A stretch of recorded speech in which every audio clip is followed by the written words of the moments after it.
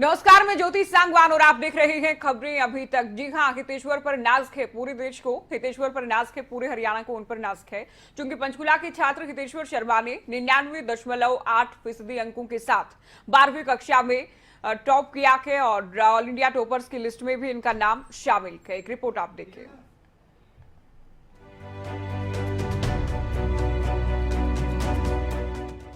हरियाणा में सीबीएसई के 12वीं कक्षा का परिणाम घोषित कर दिया गया, जिसमें प्रधानमंत्री नरेंद्र मोदी से बात करने वाले पंचकुला से कक्षा 12वीं के छात्र हितेश्वर शर्मा ने ऑल इंडिया टॉप किया। बता दें, पीएम मोदी ने 4 जून को देश के सभी टॉपर्स के साथ बातचीत की थी, जिसमें हितेश्वर ने फिर टॉपर बनने का भरोसा जताया था और रिजल्ट आने पर वो भरोसा सच साबित होता नजर आया। पंचकुला के हितेश्वर ऑल इंडिया टॉपर बने हैं। हितेश्वर शर्मा ने आर्ट्स संकाय में 99.8% अंक हासिल किए हैं। Sociology, political science, economics, physical education में 100 नंबर मिले हैं, जबकि अंग्रेजी में हितेश्वर शर्मा ने 99 नंबर हासिल किए हैं। हितेश्वर ग्रेजुएशन के साथ साथ यूपीएससी की तैयारी भी करेंगे। एक शानदार क्रिकेटर भी है हितेश्वर शर्मा। पंचकुला के सेक्टर 15 भवन विद्यालय के छात्र हितेश्वर शर्मा आगे चलकर आईएएस बनना चाहते हैं। उनके पिता आशुतोष राजन हरियाणा में एक्साइज कलेक्टर हैं, वहीं मां मीनाक्षी शर्मा हाउसवाइफ है। हितेश्वर शर्मा अपने पिता आशुतोष राजन को अपना रोल मॉडल मानते हैं। वहीं हितेश्वर ने 12वीं की परीक्षा देने वालों के लिए कहा कि 2 महीने की पढ़ाई के बाद कोई टॉपर नहीं बन सकता, इसलिए निरंतर प्रयास करने की जरूरत है। तारा ठाकुर, पंचकुला, खबरें अभी तक। तो हितेश्वर ने टॉप किया है और हम उन पर गर्व महसूस करते हैं, पूरा प्रदेश उन पर गर्व महसूस कर रहा है। हितेश्वर शर्मा हमारे साथ खुद जुड़ गए हैं और उनसे हम जानेंगे कितनी मेहनत की गई, कैसे मुमकिन हो पाया और छात्रों के लिए विशेष तौर पर खास रहेगा उनसे जुड़ना। हितेश्वर, बहुत स्वागत है आपका खबरें अभी तक पर। और सबसे पहले हमारा चैनल आपको बधाई देता है कि इतनी बड़ी उपलब्धि आपने हासिल की है। तो सवाल पहला यही रखेगा कि अगर कोई कक्षा में भी टॉप करता है तो बहुत प्राउड फील करता है और आपने पूरे देश में टॉप किया, कि किस तरह की फीलिंग्स?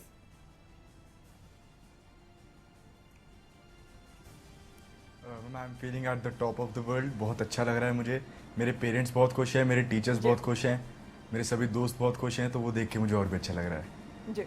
अच्छा हितेश्वर, कैसे ये मुमकिन हो पाया, सभी जानना चाहेंगे, पेरेंट्स भी जानना चाहेंगे, टीचर्स भी जानना चाहेंगे, जो छात्र हैं वो भी जानना चाहेंगे कि पूरे देश में अगर आपको अव्वल आना है तो कितना पढ़ना चाहिए, क्या कुछ रूटीन रहना चाहिए?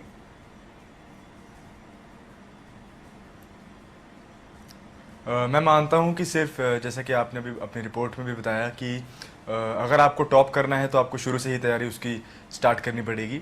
और जैसे कि मैं 10वीं में भी नेशनल टॉपर था, तो उसके बाद एक्सपेक्टेशंस काफ़ी बढ़ गई थी मुझसे। तो मुझे पता था कि 12वीं में भी मैं देख रहा था, मैं एम कर रहा था कि मैं 12वीं में भी टॉप करना चाहता था नेशनल लेवल पे, और कंसिस्टेंटली मेहनत कर रहा था। जो मेरे स्कूल के प्रिंसिपल हैं, उन्होंने मुझे 10th के रिजल्ट के बाद एक ही बात कही थी कि एक्सपेक्टेशंस हैव शूटेड अप। तो मैं शुरू से ही तैयारी कर रहा था और +1 की स्टार्टिंग से ही मैं तैयारी में जुट गया था +2 के बोर्ड्स की। और मैंने एक लक्ष्य तय किया था कि मैं टॉप करके फिर +2 में टॉप करना चाहूँगा। और थोड़ा निराश ज़रूर हुआ था जब पैंडेमिक के कारण बोर्ड की परीक्षा रद्द कर दी गई थी, क्योंकि मेरे प्री बोर्ड्स में बहुत अंक अच्छे आ रहे थे, स्कूल में पूरे अंक आ रहे थे, तो मैं कहीं ना कहीं परीक्षा देना चाहता था। लेकिन उसके बाद जो निराशा थी वो बिल्कुल ही दूर हो गई, क्योंकि प्रधानमंत्री जी ने खुद मुझसे बात की। तो वो मेरे लिए एक बहुत ही बेहतरीन मोमेंट था मेरी लाइफ का। और उसमें प्रधानमंत्री जी ने मुझे यही कहा था कि आप 10वीं में टॉपर रहे हैं ऑल इंडिया, तो अब 12वीं की एग्जामिनेशन जैसे कैंसिल हुई है, तो आपकी इस पे क्या प्रतिक्रिया है? तो मैंने पीएम सर को यही कहा था कि सर, जो टॉपर है वही टॉपर रहेगा, जो कंसिस्टेंट है वो हमेशा से ही कंसिस्टेंट रहते हैं और वो हमेशा से मेहनत करते हैं। कुछ लोग कह रहे हैं टॉपर निराश है, लेकिन मैं मानता हूं कि जो भी क्राइटेरिया सामने आएगा उसमें अगर कंसिस्टेंसी को इंपॉर्टेंस दी जाएगी, तो जो पहले टॉप करने वाले थे वही टॉप करेंगे। और मैंने वहाँ पे जो टॉप करने का मैंने वहाँ पे भरोसा जताया था और पीएम सर ये जान के बहुत खुश थे। तो आज वो चीज़ पूरी हुई है, वो मैं सही में टॉप कर पाया हूँ। तो सीएम सर ने भी मुझे बधाई दी, सीएम सर से मिलके मुझे बहुत अच्छा लगा। सीएम सर ने भी कहा कि वो प्रधानमंत्री जी से बताएंगे कि पंचकुला के हितेश्वर, पंचकुला से जिस लड़के ने आपसे बात की थी उसने ऑल इंडिया में टॉप किया है, और उन्होंने कहा कि हमारे प्रदेश के लिए बहुत बड़ी बात है, आपने प्रदेश का नाम रोशन किया है। और उन्होंने मुझे आगे के लिए काफ़ी मोटिवेट किया, फ्यूचर में मुझे मेहनत करने के लिए और काफ़ी ज़्यादा मोटिवेशन मिली। तो मैं सीएम सर को, पीएम सर को, सभी को मैं थैंक यू बोलना चाहूँगा। सभी मेरे टीचर्स, मेरे पेरेंट्स, जो भी इस जर्नी में सभी मेरे साथ थे, उन सभी को क्रेडिट जाता है। अच्छा हितेश्वर, कैसा लगता है कि जब हरियाणा को लेकर ये कहा जाता है कि देखिए कल्चर को लेकर भी कहा जाता है कि कल्चर के नाम पर केवल एग्रीकल्चर के हरियाणा में और खिलाड़ियों के लिए जाना जाता है, जवानों और किसानों के लिए जाना जाता है, लेकिन अब हरियाणा शिक्षा में बेहतरीन कर रहा है, उसका सबसे बड़ा उदाहरण आप हैं, तो कितना प्राउड आप खुद पर फील करते हैं?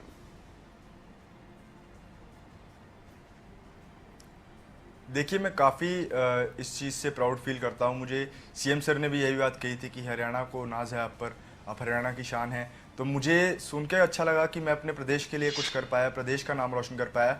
ये एक छोटा सा उदाहरण मैं जैसे आपको दूं तो प्रधानमंत्री जी ने पंचकुला का जिक्र किया था जब मेरी इंटरेक्शन प्रधानमंत्री जी से हो रही थी।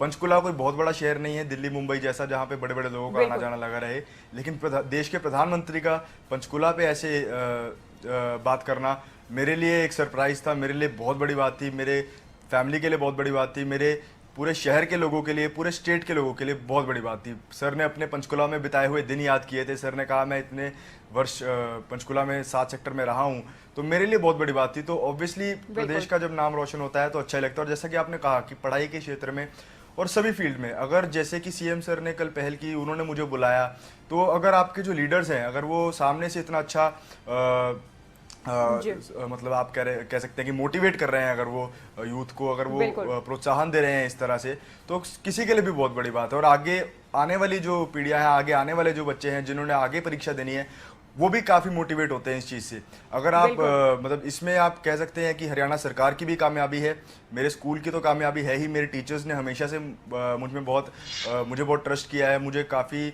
मेहनत करने के लिए उन्होंने मोटिवेट किया है। काफ़ी मेहनत मेरी टीचर्स की मेहनत है इसमें। ऑनलाइन अचानक से शिफ्ट करना पड़ा था, लेकिन मेरे टीचर्स की जो पढ़ाने का जो स्टाइल था बिल्कुल चेंज नहीं हुआ। उन्होंने इतने एफर्ट्स किए, उनके लिए आसान नहीं था सीधा ऑफलाइन टीचिंग से ऑनलाइन में शिफ्ट करना, लेकिन टीचर्स के लिए बहुत मुश्किल था। मेरे स्कूल भवन विद्यालय पंचकुला का बहुत क्रेडिट जाता है। वहाँ पे जो प्रिंसिपल मैम है गुलशन कौर, जैसा कि मैं कह रहा था, उन्होंने मुझे शुरू में ही कह दिया था कि एक्सपेक्टेशंस आप शूटेड अप।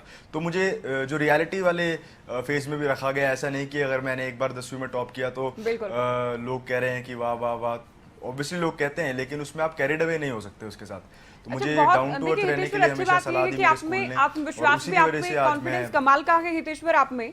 और आपने कहा कि निरंतर आप मेहनत करते आए हैं और उसी का परिणाम कि जो कि आपने इतनी बड़ी उपलब्धि हासिल की। लेकिन हितेश्वर, कभी आपने सोचा था कि पीएम आपसे 10वीं टॉप करने के बाद बात करेंगे, सीएम आपको खुद आवास पर बुलाएंगे, आपको शुभकामनाएं उनकी ओर से दी जाएंगी, आशीर्वाद दिया जाएगा?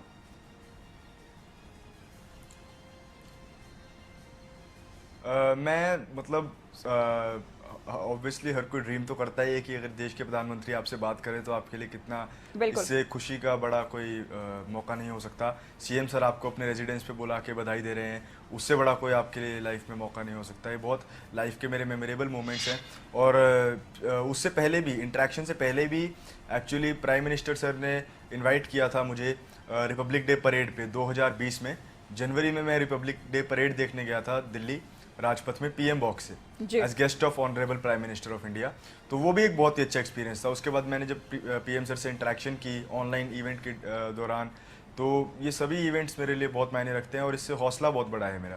अगर आप कहें कि मेहनत, जैसे अब मैं आपको बता रहा हूँ कि 2020 में मैं गया था रिपब्लिक डे परेड देखने, तो जो ऐसे इवेंट्स होते हैं ये आपको मोटिवेट करते हैं, ये आपको आगे बढ़ने के लिए प्रेरित करते हैं। ऐसा नहीं कि आप रुक जाएं, आपने टॉप किया या आप हरियाणा के लिए नेशनल में क्रिकेट खेल रहे हैं तो आप रुक गए, एक बार किया, 2 बार किया। जब बार बार ये चीज़ होती है तो उसके पीछे अच्छे लीडर्स का हाथ होता है, सोसाइटी का हाथ होता है, आपको जो सपोर्ट करने वाले लोग हैं उनका बहुत बड़ा इसमें रोल होता है, और मैं उन्हीं की जीत मानता हूँ। अच्छा हितेश्वर, अपने फैमिली बैकग्राउंड को लेकर भी आप बताइए कि परिवार में कौन कौन हैं और किस तरह से आपको मोटिवेशन वहां से मिल पाई, मदद मिल पाई पढ़ाई को लेकर? मेरे परिवार में मेरे दादी हैं, नाना नानी हैं। नाना नानी जलंधर में रहते हैं, दादी इधर ही हैं। और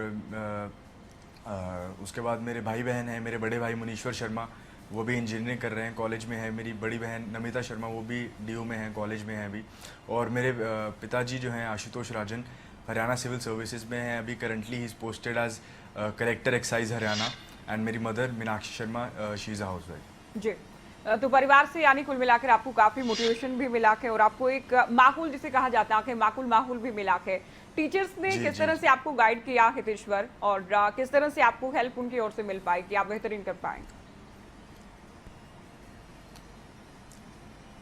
मैं मानता हूँ ये जो रिजल्ट आया है 12वीं का, ये मेरा रिजल्ट नहीं है, मेरे टीचर्स का रिजल्ट है। जैसा कि मैं आपको बता रहा था, लोग कहते ये हैं कि हितेश्वर ने टॉप किया, मैं कहूँगा हितेश्वर ने, हितेश्वर के टीचर्स ने टॉप किया। जी। टीचर्स की जो मेहनत है वो अननोटिस जाती है कई बार, लेकिन यहाँ पे मैं इस बात को कहने में बिल्कुल भी संकोच नहीं करूँगा कि जो मेरे टीचर्स थे, टीचर्स ने जी जान लगा दिया। अब देखिए, टीचर्स ऑफलाइन पढ़ा रहे थे, उनको अचानक से कहा गया आप ऑनलाइन पढ़ाइए।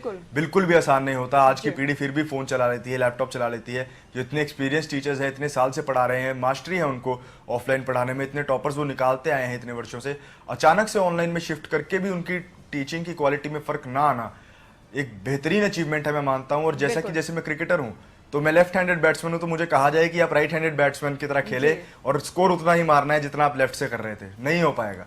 लेकिन मेरे टीचर्स ने बिल्कुल सेम काम किया है। लक्ष्य वही है कि आपको अच्छे अंक बच्चों को दिलाने हैं, लेकिन बिल्कुल शिफ्ट कर दिया गया, ऑफलाइन से ऑनलाइन कर दिया गया।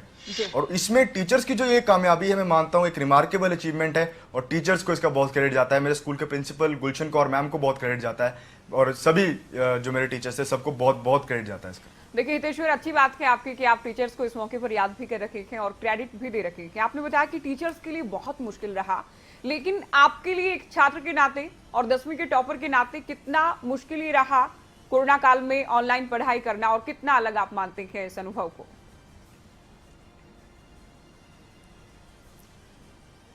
देखिए, सीखने को मिला मुझे काफ़ी कुछ पैंडेमिक के ड्यूरिंग, और वहाँ पे मैंने काफ़ी, जैसे ऑनलाइन लर्निंग थी तो डिस्ट्रैक्शंस अवॉइड करनी थी, जो मैं कर पाया। और मुझे गर्व है उस बात पर। कुछ लोग डिस्ट्रैक्शंस अवॉइड नहीं कर पाए, कुछ लोगों ने शॉर्टकट अपनाए, कुछ लोगों ने ऑनलाइन में चीटिंग की एग्जाम्स में, बट मैंने नहीं की।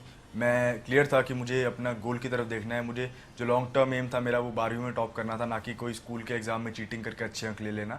तो वो मैंने कभी किया नहीं, और मेरे हमेशा से अच्छे अंक आते रहे, अपनी मेहनत से अच्छे अंक आते रहे। और जो आप कहें कि चैलेंजेस जो थे ना, वो मेरे टीचर्स ने कम कर दिए, क्योंकि टीचर्स ने कोई कमी छोड़ी नहीं। अगर आप खुद से विल है आपकी, अगर आप पढ़ना चाहते हैं, अगर आप अटेंटिव हैं, अगर आप डिस्ट्रैक्शन से दूर हैं, अगर आपने फ़ोन साइड में रख के आप अपनी आराम से क्लास लगा रहे हैं, रेगुलरली क्लास लगा रहे हैं, तो क्योंकि क्वालिटी ऑफ टीचिंग में अगर थोड़ा फ़र्क आता तो मैं कह सकता था कि मेरे 2-3 अंक इस वजह से रह गए, या कुछ भी अगर हम कहें कि हम अडेप्ट नहीं कर पाए, कन्फ्यूजन थी, कुछ कन्फ्यूजन नहीं थी।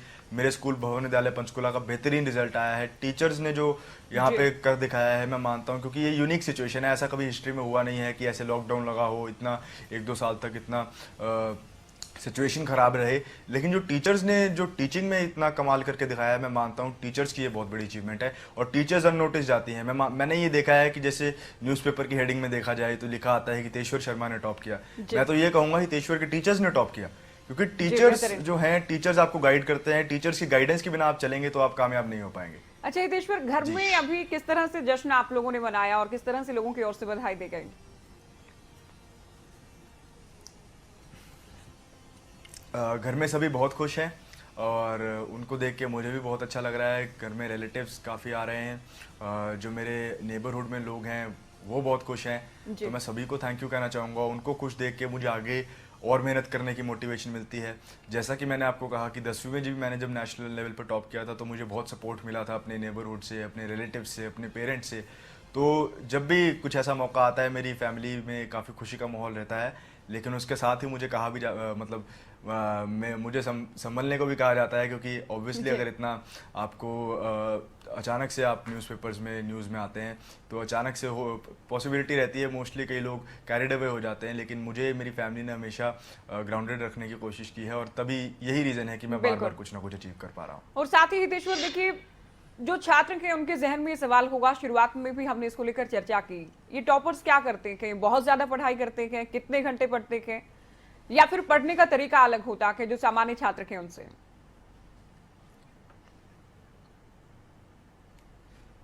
देखिए, इसमें मैं मानता हूँ कि हर जो स्टूडेंट है उसका पढ़ने का एक यूनिक वे है। अगर आप कहें कि आप मुझे टिप्स दे दीजिए, मैं 5 पॉइंट लिख लेता हूँ, 5 पॉइंट लिख के मैं टॉप कर लूँगा, तो वो पॉसिबल नहीं है।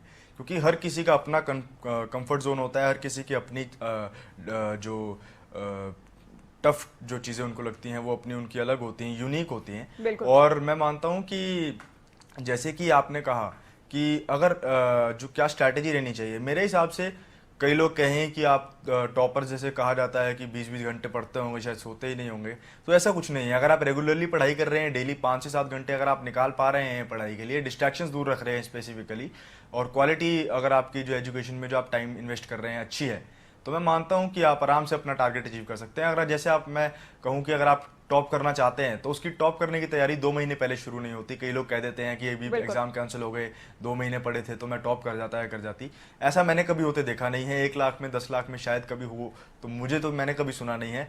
जितने लोगों से मैंने बात की है, जो मेरे सीनियर्स थे जिन्होंने टॉप किया, टॉप करने की तैयारी पहले ही दिन से शुरू होती है। पहले ही दिन से ठान लेना पड़ता है कि मुझे टॉप करना है और मुझे कोई नहीं रोक सकता ये अचीव करने से। और अगर आपकी ऐसी सोच रहेगी तो आप जरूर टॉप कर सकते हैं। यानी कुल मिलाकर निरंतर मेहनत करनी है हितेश्वर, बिना किसी ब्रेक के।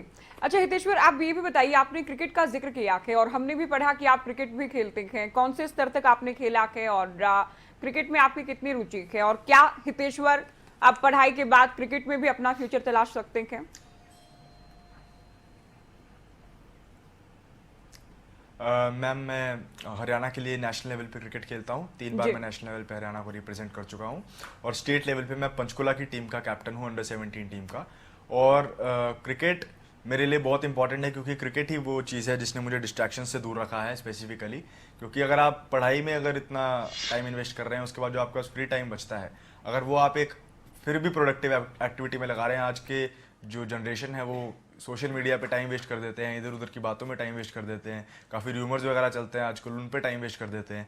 लेकिन अगर जैसे मैंने क्रिकेट पे अपना टाइम इन्वेस्ट किया, और जो मैं काम करता हूँ मैं पूरी सिंसियरिटी से करता हूँ, तो उसमें ऑब्वियसली रिजल्ट्स निकलते हैं, क्योंकि मैं उसको काफ़ी सीरियसली लेता हूँ जो भी मैं काम करता हूँ। और क्रिकेट का बहुत रोल है, क्योंकि आप एक टीम गेम खेलते हैं तो आप काफ़ी कुछ सीखते हैं उससे, और जो वहाँ से लर्निंग्स है वो मैं पढ़ाई में भी अप्लाई कर पाता हूँ। कई चीज़ें होती हैं जैसे टाइम मैनेजमेंट, डिसिप्लिन, ये चीज़ें आपको स्पोर्ट्स सिखाता है। तो स्पोर्ट्स का काफ़ी इंपॉर्टेंट रोल रहता है, और मेरे लिए स्पोर्ट्स काफ़ी इंपॉर्टेंट था। और फ्यूचर में अभी स्पेसिफिकली अभी कुछ महीनों से तो मैं क्रिकेट नहीं खेला हूँ, क्योंकि पैंडेमिक की वजह से इतना काफ़ी बंद था, क्योंकि मैचेस वगैरह नहीं हो रहे थे। बट जी ज़रूर, मैं मतलब जब भी मुझे मौका मिलेगा तो मैं टच में ज़रूर गेम खेलता ज़रूर रहूँगा। साथ साथ पढ़ाई भी करनी अब ज़रूरी है, तो पढ़ाई भी करूँगा और क्रिकेट भी, दोनों कंटिन्यू रखूँगा। अच्छा, पढ़ाई पर भी हम आएंगे हितेश्वर। क्रिकेट को लेकर आप सरकार को कोई सुझाव देना चाहते हैं? क्योंकि बाकी खेलों में तो बहुत सारे खिलाड़ी निकलते हैं, हरियाणा से बहुत पहलवान निकलते हैं, लेकिन क्रिकेट को लेकर सरकार और क्या बेहतरीन कर सकती है?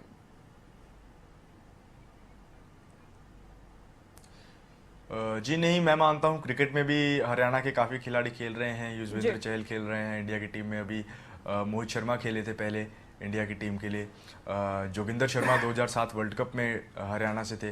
तो हो सकता है कि वो इतना नोटिस ना होता हो, लेकिन हरियाणा के काफ़ी खिलाड़ी खेलते हैं उसमें नेशनल टीम में। और सुझाव कोई नहीं है, क्योंकि जो सरकार है वो ऑलरेडी इतना अच्छा कर रही है, प्रोत्साहन दे रही है।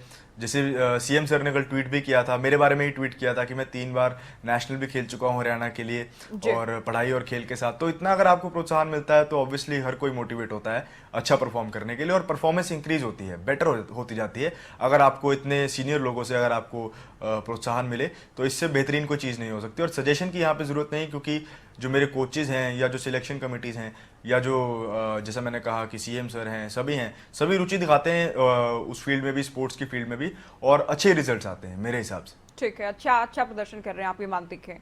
आपसे फ्यूचर को लेकर हम सवाल ये जानना चाहेंगे, क्योंकि आपने सीबीएसई में पूरे देश में नेशनल में भी हमारी टीम हमेशा। जी बताइए हितेश्वर।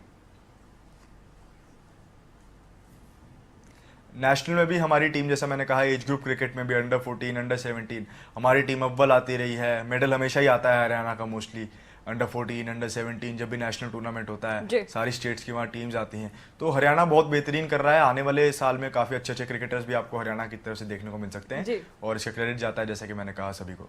जी, तो कुल मिलाकर हितेश्वर ऑलराउंडर है, ये भी आपको क्लियर हो गया होगा। अच्छा हितेश्वर, आप फ्यूचर में क्या करना चाहेंगे? क्योंकि आप देखिए, सभी ये सोचेंगे कि आपके पास तो बहुत सारे ऑप्शंस हैं, आप किसी भी सेक्टर में जा सकते हैं, आप किसी भी क्षेत्र में जा सकते हैं, लेकिन आप क्या चुनेंगे? आपने क्या सोचा है?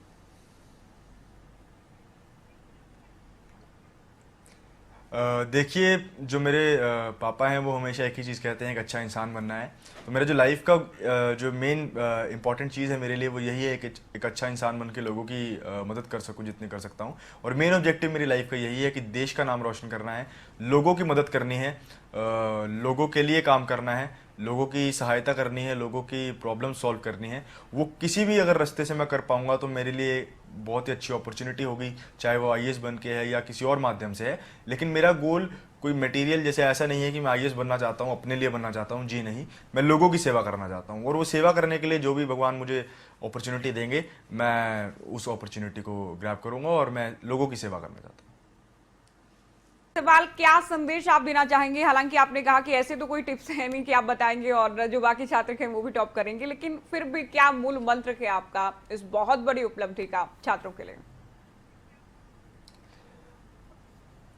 मूल मंत्र मेरा यही रहेगा कि कंसिस्टेंट रहिए, रेगुलरली क्लासेस अटेंड करते रहिए, पेरेंट्स की और टीचर्स की एडवाइस को कभी इग्नोर मत करिए, क्योंकि वो बहुत एक्सपीरियंस्ड हैं, आपको जब भी बताएंगे वो सही ही बताएंगे। और अगर आप इन 2-3 चीज़ों को फॉलो करते हो तो आपको टॉप करने से कोई नहीं रोक सकता। जी, बहुत शुक्रिया हितेश्वर शर्मा, आप हमारे साथ जुड़े और आपने बातें की हैं, आपने बहुत सारे अनुभव अपने शेयर किए हैं और हम आपके बहुत अच्छे भविष्य की भी कामना करते हैं कि आप बेहतरीन करें आने वाले दिनों में। तो हितेश्वर शर्मा को आप सुन रहे थे, पंचकुला से आते हैं, पंचकुला का नाम रोशन किया है राष्ट्रीय स्तर पर और पूरे प्रदेश का नाम भी इनकी ओर से रोशन किया गया है। पंचकुला को नई पहचान मिली है हितेश्वर शर्मा के सीबीएसई में पूरे देश में टॉप किए जाने के बाद। इसमें बड़ी बात यह भी रही कि देखिए 10वीं कक्षा में भी हितेश्वर ने टॉप किया था और जैसा कि इनकी ओर से बताया गया कि इनको इस बात को लेकर कहीं ना कहीं जहन में ये था कि अब कोरोना के चलते अगर परीक्षाएं नहीं होती है तो क्या स्थिति बनती है। लेकिन ऑनलाइन परीक्षाओं को लेकर तमाम बातें रखी, ऑनलाइन पढ़ाई हुई है। अब जो परिणाम आया है सीबीएसई का, उसमें पूरे देश में आर्ट्स में इनकी ओर से टॉप किया गया है। वाकई बहुत बड़ी उपलब्धि।